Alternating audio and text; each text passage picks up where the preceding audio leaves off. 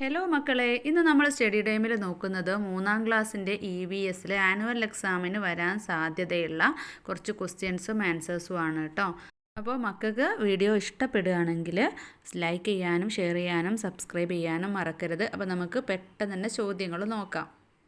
ഒന്നാമത്തെ ചോദ്യം, ഇന്ത്യയിൽ പകലാകുമ്പോൾ അമേരിക്കയിൽ രാത്രിയാവുന്നത് എന്തുകൊണ്ട്?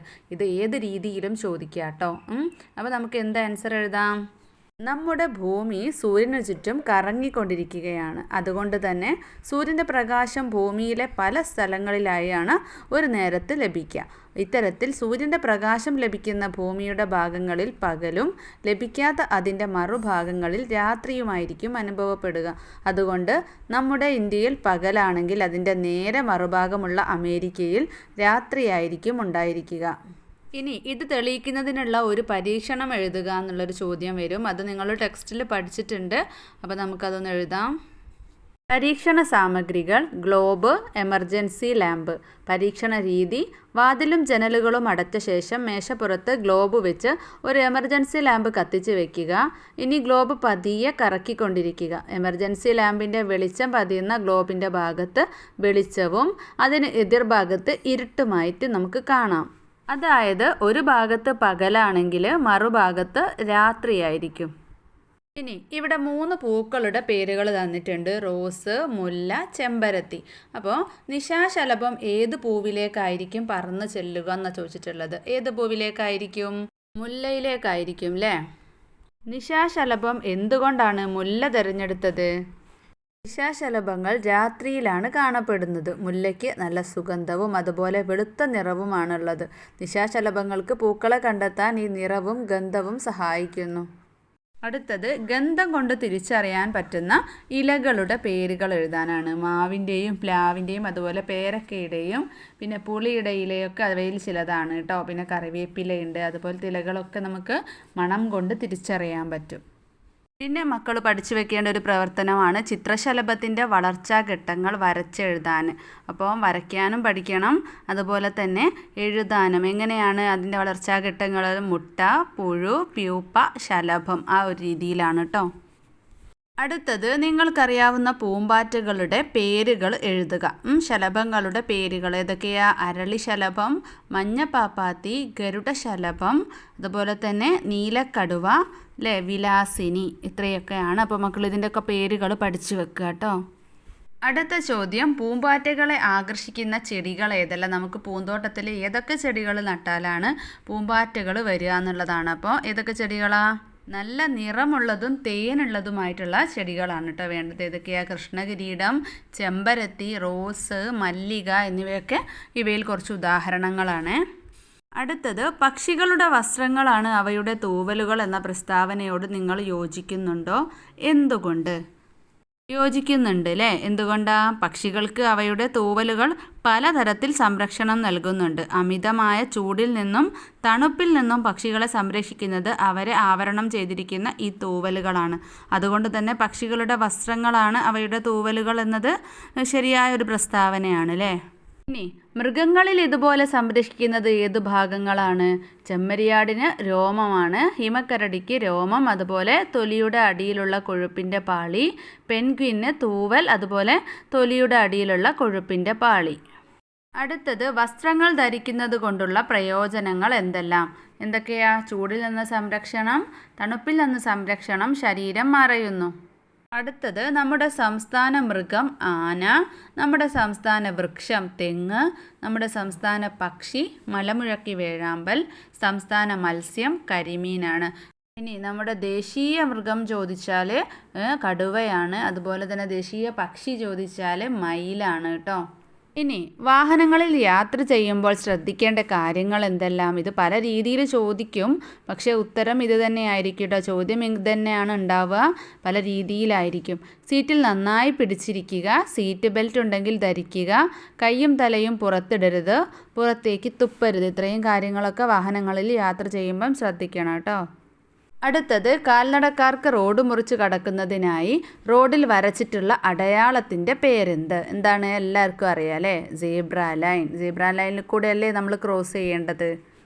അടുത്ത ചോദ്യം, എന്തിനാണ് കിളികൾ കൂടുണ്ടാക്കുന്നത്? എന്തിനാണ്? അവയ്ക്ക് താമസിക്കാൻ, മുട്ടയിടാനും അവ സുരക്ഷയോടെ സൂക്ഷിക്കാനും, അവയുടെ മുട്ടകളിൽ അടയിരിക്കാൻ, അവയുടെ കുഞ്ഞുങ്ങളെ വളർത്താൻ, കാലാവസ്ഥയിൽ നിന്നുള്ള സംരക്ഷണത്തിനായി. 2-3 പോയിന്റ്സ് എങ്കിലും പഠിച്ചു വെക്കുക കേട്ടോ. അടുത്തത്, മനുഷ്യർ എന്തിനാണ് വീടുണ്ടാക്കുന്നത്? സുരക്ഷയോടെ താമസിക്കാൻ, കാലാവസ്ഥയിൽ നിന്നുള്ള സംരക്ഷണം, ശത്രുക്കളിൽ നിന്നും രക്ഷ നേടാൻ അല്ലേ? ഇനി മനുഷ്യർ വീടുണ്ടാക്കാൻ എന്തൊക്കെ സാധനങ്ങൾ ഉപയോഗിക്കുന്നുണ്ട്? കല്ല്, മണ്ണ്, മണൽ അല്ലേ? ഒരുപാട് സാധനങ്ങൾ വേണം. അതുപോലെ ജീവികളും കൂടുണ്ടാക്കാൻ ഉപയോഗിക്കുന്ന വസ്തുക്കളുമാണ് തന്നിട്ടുള്ളത്. അപ്പോൾ ഇതൊന്ന് പഠിച്ചു വെക്കുക. ചിതൽ മണ്ണ് കൊണ്ടാണ്, തേനീച്ച മെഴുക് കൊണ്ട്, കടന്നൽ പൾപ്പ്, ഉമിനീർ മണ്ണ്, അണ്ണാൻ കൊമ്പുകൾ, ഇലകൾ, പുല്ല്, കടലാസ്, നൂല് എന്നിവ ഉപയോഗിച്ചാണ് കൂടുകൾ ഉണ്ടാക്കുന്നത്. അടുത്ത ചോദ്യം, എവിടെയാണ് കുയിൽ മുട്ടയിടുന്നത്? എവിടെയാ? കാക്കയുടെ കൂട്ടിലാണ് കേട്ടോ കുയിൽ മുട്ടയിടുന്നത്. അതിൽ നിന്ന് നമുക്ക് എന്ത് മനസ്സിലാക്കാം? കൂടുണ്ടാക്കാൻ കഴിയാത്ത പക്ഷികളിൽ ഒരാളാണ് ആര്? കുയിൽ കേട്ടോ. അടുത്ത ചോദ്യം, ഇവിടെ 6 തരത്തിലുള്ള വീടുകൾ തന്നിട്ടുണ്ട്. ഓരോന്നിൻ്റെയും ചുമരും മേൽക്കൂരയും എന്തുകൊണ്ടാണ് ഉണ്ടാക്കിയതെന്ന് എഴുതണം. ഒന്നാമത്തേത് ചുമര് മൺകട്ട കൊണ്ടാണ്, മേൽക്കൂരയോ വൈക്കോല് കൊണ്ടാണ് അല്ലേ? രണ്ടാമത്തേത് ചുമര് മൺകട്ട കൊണ്ട് തന്നെ, മേൽക്കൂര ഓല കൊണ്ടാണ്. മൂന്നാമത്തേത് ചുമര് ഇഷ്ടിക കൊണ്ടാണ് ഉണ്ടാക്കിയിട്ടുള്ളത്, മേൽക്കൂര കോൺക്രീറ്റ് ആണ് അല്ലേ? നാലാമത്തേത് ചുമര് വെട്ടുകല്ലാണ്, മേൽക്കൂര ഓടാണ്. അഞ്ചാമത്തേത് ചുമര് മരം കൊണ്ടാണ്, മുള കൊണ്ടാണ് കേട്ടോ, മേൽക്കൂര ആസ്ബറ്റോസ് ഷീറ്റ് കൊണ്ടാണ്. അവസാനത്തേത് ഉരുളൻകല്ല് കൊണ്ടുള്ള ചുമരാണ്, മേൽക്കൂര ഫൈബർ ഷീറ്റ് ഉപയോഗിച്ചിട്ടുള്ളതാണ്. അപ്പോൾ ഇങ്ങനെയുള്ള പലതരത്തിലുള്ള വീടുകളൊക്കെ ഒന്ന് നോക്കി വെക്കുക കേട്ടോ. അടുത്ത ചോദ്യം, വീടിൻ്റെ നിർമ്മാണവുമായി ബന്ധപ്പെട്ട ജോലികൾ ഏതൊക്കെയാണ്? ഒരുപാട് ജോലികളുണ്ട് അല്ലേ? കൽപ്പണി, ആശാരി, പെയിൻറ്റിങ്, പ്ലംബർ, വയറിങ്, അതുപോലെ ഒരുപാട് ജോലികളുണ്ട്. അപ്പോൾ അതിലൊരു 3 തന്നെയെങ്കിലും പഠിച്ചു വെക്കുക കേട്ടോ. ഉറുമ്പുകൾ എങ്ങനെയാണ് കൂടുണ്ടാക്കുന്നത്? ഉറുമ്പുകൾ വ്യത്യസ്ത തരം വീടുകൾ നിർമ്മിക്കുന്നു. മണ്ണിൽ മാത്രമല്ല, ഇലകൾ കൂട്ടി യോജിപ്പിച്ചിട്ടും മരങ്ങൾ തുരന്നുമാണ് അവ കൂടുകൾ നിർമ്മിക്കുന്നത്. അടുത്തത്, വീടുകളും പ്രത്യേകതകളുമാണ്. തൂണുകളിൽ നിർമ്മിച്ച വീട് എന്താണ്? വെള്ളപ്പൊക്കത്തിൽ നിന്ന് സംരക്ഷണം നൽകുന്നു. അതിനെക്കുറിച്ചിട്ട് പഠിച്ചു വെക്കുക. അടുത്തത് ഗ്ലാസ് ഹൗസ് ആണ്. പൂർണ്ണമായും ഗ്ലാസ് കൊണ്ട് നിർമ്മിച്ച വീടുകളാണ്. സൂര്യപ്രകാശം ഗ്ലാസ്സിലൂടെ കടന്നു പോകുന്നതിനാലാണ് ഗ്ലാസ് ഹൗസ് ചൂടോടെ നിലനിൽക്കുന്നത്. അടുത്തത് ഇഗ്ലു. തണുത്ത സ്ഥലങ്ങളിൽ നിർമ്മിക്കുന്ന വീടുകളാണ് ഇഗ്ലുകൾ. മഞ്ഞുകട്ടകൾ കൊണ്ടാണ് ഇവ നിർമ്മിച്ചിരിക്കുന്നത്. അടുത്തത് 3D പ്രിൻ്റർ വീടാണ്. 3D പ്രിൻ്റർ എന്ന് വിളിക്കുന്ന ഒരു പ്രത്യേക തരം യന്ത്രം കോൺക്രീറ്റ് പോലുള്ള വസ്തുക്കൾ ഉപയോഗിച്ച് വീട് ഓരോ പാളിയായി നിർമ്മിക്കുന്നു. ഇവ സാധാരണ വീടുകളെ അപേക്ഷിച്ച് കുറഞ്ഞ ചിലവാണ് ഇതിനുള്ളത്. പരിസ്ഥിതി സൗഹൃദമാണ്. അടുത്തത്, എന്താണ് പൊതുസ്ഥാപനങ്ങൾ? പൂർണ്ണമായോ ഭാഗികമായോ സർക്കാർ ഉടമസ്ഥതയിലുള്ളതും ജനങ്ങൾക്ക് സേവനം നൽകുന്നതുമായ സ്ഥാപനങ്ങളാണ് പൊതുസ്ഥാപനങ്ങൾ എന്നറിയപ്പെടുന്നത്. ഇനി പൊതുസ്ഥാപനങ്ങൾക്ക് ഉദാഹരണങ്ങൾ ഏതൊക്കെയാണ്? വിദ്യാലയം, police station, bank, village office, hospital തുടങ്ങിയവയൊക്കെയാണ് അല്ലേ? ഇനി കുറച്ച് പൊതുസ്ഥാപനങ്ങളും അവയുടെ സേവനങ്ങളും പഠിച്ചു വെക്കാം. പോലീസ് സ്റ്റേഷൻ ക്രമസമാധാന പാലനം നിർവഹിക്കുന്നു, ജീവനും സ്വത്തിനും സംരക്ഷണം നൽകുന്നു. വിദ്യാലയം ഗുണമേന്മയുള്ള വിദ്യാഭ്യാസം നൽകുന്നു.